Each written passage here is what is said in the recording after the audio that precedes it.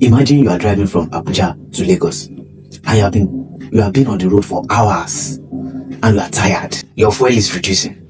And suddenly somebody just checked the map and said, "Oh wait, I think we are on the wrong road." Now imagine what happened next. Instead of stopping to check the map, instead of stopping to check where you went wrong, you just press harder on the accelerator and you keep on driving. More speed, more fuel, more effort. But the question is, are you getting closer to Lagos? No. You are simply going in the wrong direction faster. And that is what is happening to your child's maths.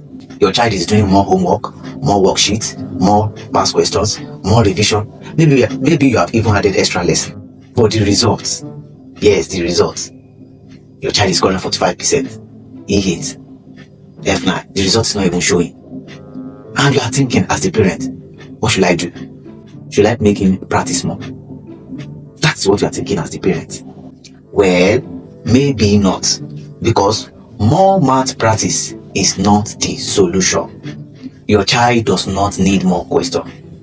They need to understand why they are getting the question wrong in the first place. And you as a parent, once you can get this, the way you are going to help your child with math homework will change completely. Now, let me introduce you to somebody. Mama Nkechi.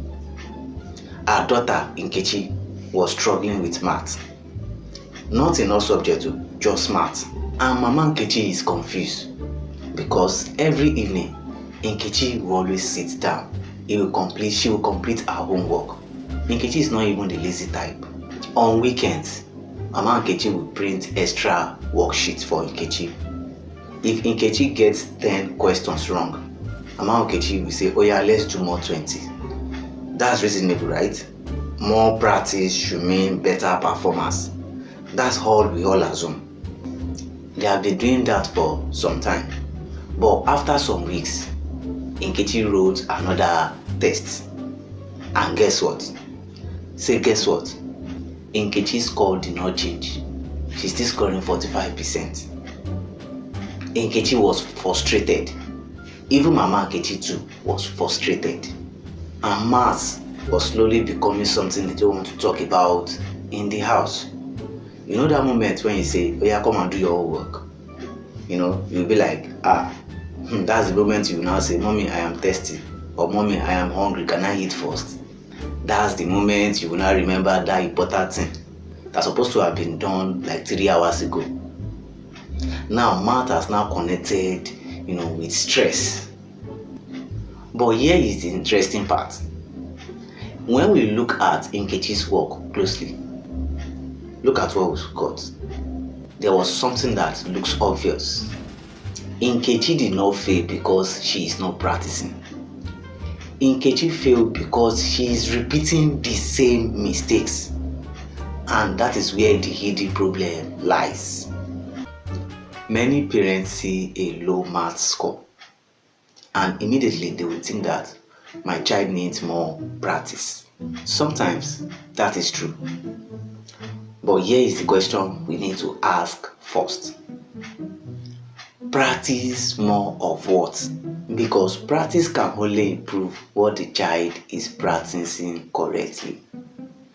Let me show you an example.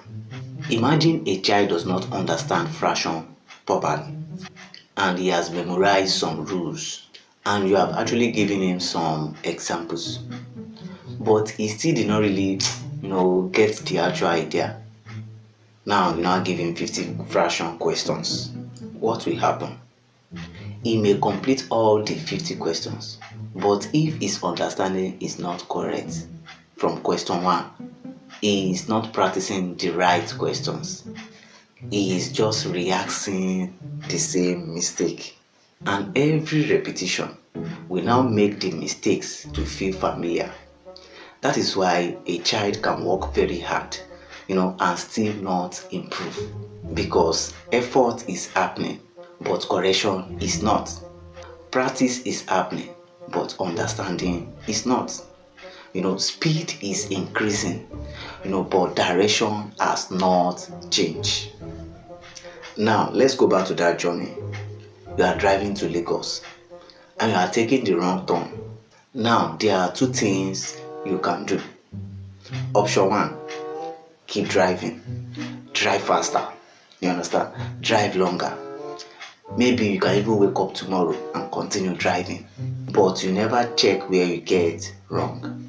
Option 2, you stop, you look at the map and you say, aha, this is where I got it wrong. This is where I missed the turning. Then you correct the direction. But here is the interesting thing. Once your direction is correct, you might not even need to drive fast, because now every kilometer you travel is now taking you closer to where you are going to. That is the difference between more practice and better practice. More practice we ask, how many questions did you do? But better practice we ask, what did you learn from the questions you got wrong? And honestly, for many students, that second question is far more better. When a child keeps getting low grades, it is due to a lot of reasons. And if you don't find that reasons, you might actually, but not be getting the right results. Number one reason is missing foundation. Sometimes the child is struggling with today's topic because of something they don't even understand last year. Imagine you trying to build the second floor of a house when one of the supporting walls downstairs is weak.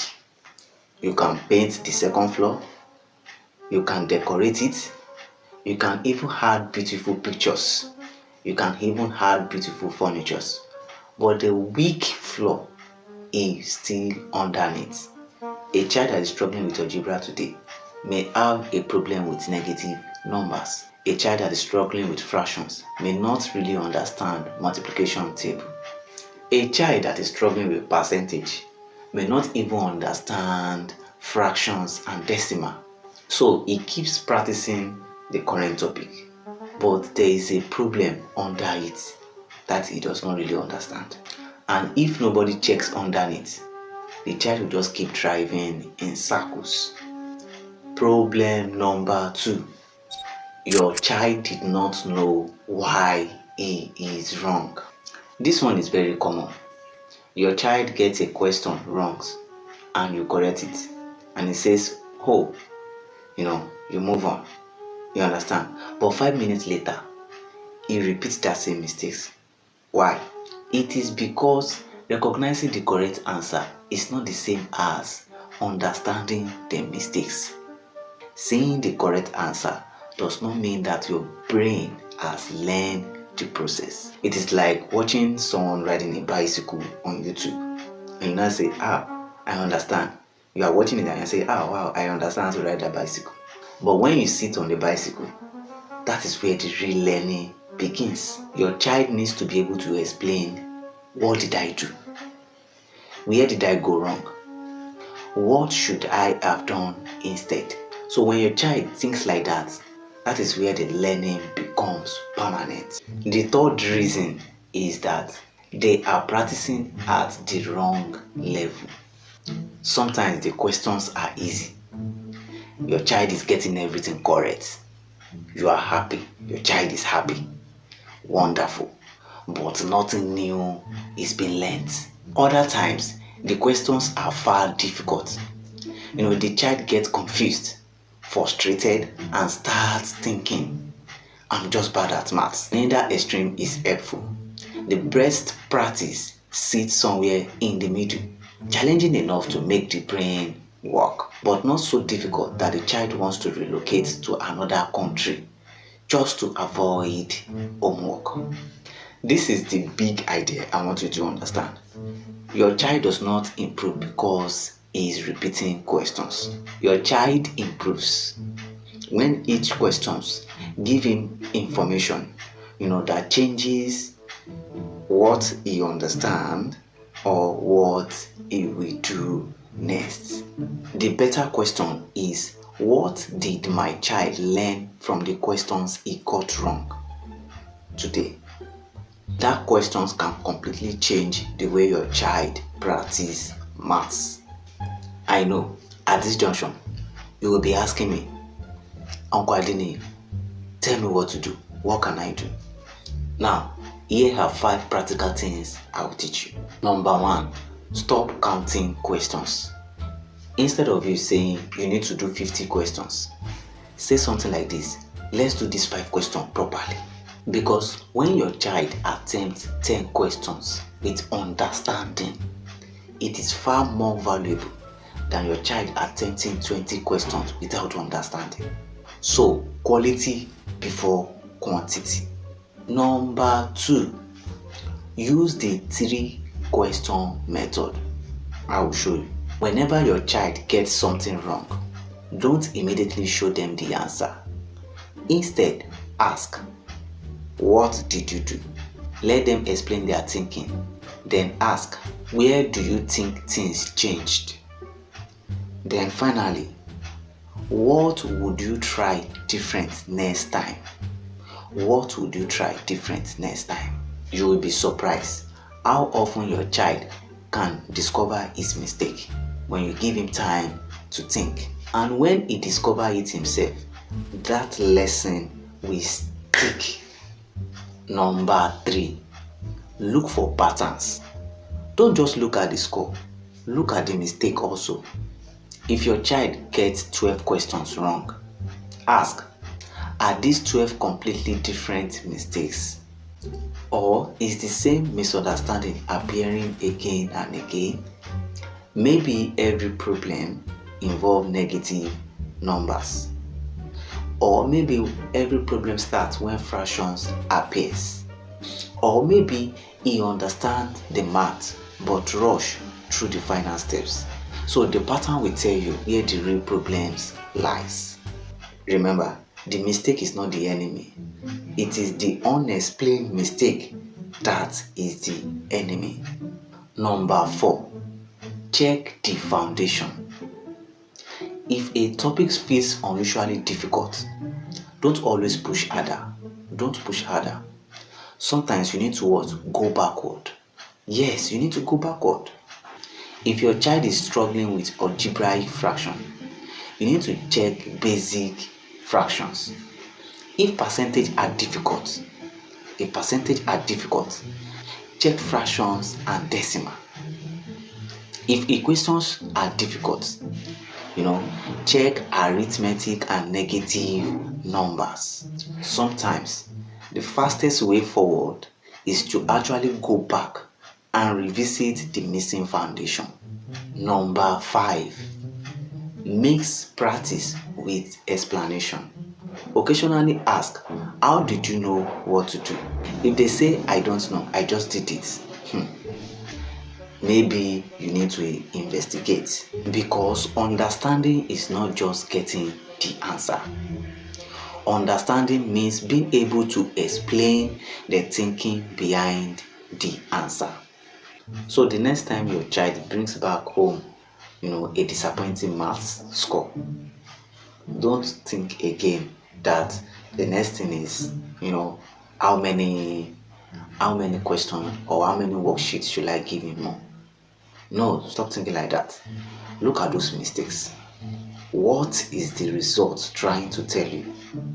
Do you understand? Look at those mistakes. What is the result trying to tell you? Because sometimes your child does not need more, worksheets. He needs what? He needs more better direction. And that is where you find the real problem. If this video has really helped you to see your child struggle differently, now subscribe to my channel, Uncle Adeni. Here we help parents understand what is really happening behind maths problem. Like this video, share it with your friends, and also let me know in the comment section, when your child gets a maths question wrong, what usually happens next? Do you correct it immediately, or do you ask them to explain their thinking? I would love to hear from you.